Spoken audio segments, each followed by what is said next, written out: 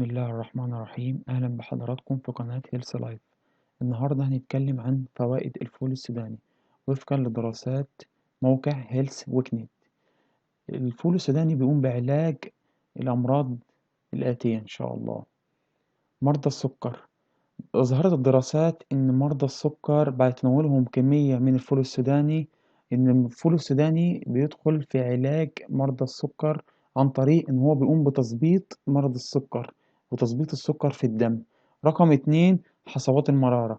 أثبتت الدراسات أيضا إن حصوات المرارة بيساعد في علاجها الفول السوداني، بحيث إن هو بيقوم بتحطيم الحصوات أو المساعدة في تحطيمها.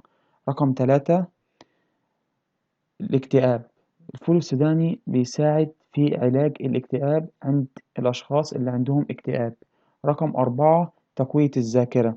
تقوية الذاكرة، الفول السوداني بعد الدراسات أثبت إن هو بيساعد في تقوية الذاكرة عن طريق فيتامين بي اللي هو بيزود بيه الجسم. رقم خمسة، الكوليسترول. أظهرت الدراسات أن الفول السوداني يساعد في خفض مستويات الكوليسترول في الدم ويقوم بتنظيمها. رقم ستة، أمراض القلب. أظهرت الدراسات أن الفول السوداني بيساعد على تقليل خطر الإصابة بأمراض القلب. رقم سبعة، الزهايمر.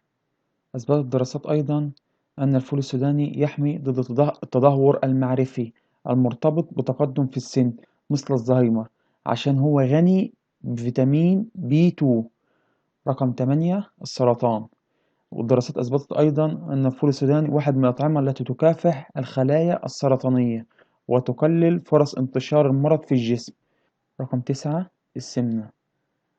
معظم الناس كانت معتقدة إن الفول السوداني والمكسرات بتساعد على زيادة الوزن والسمنة، إلا إن الدراسات والأبحاث أكدت إن الفول السوداني والمكسرات بعد تناولهم مرتين أسبوعيا يساعد ويكافح زيادة الوزن والسمنة.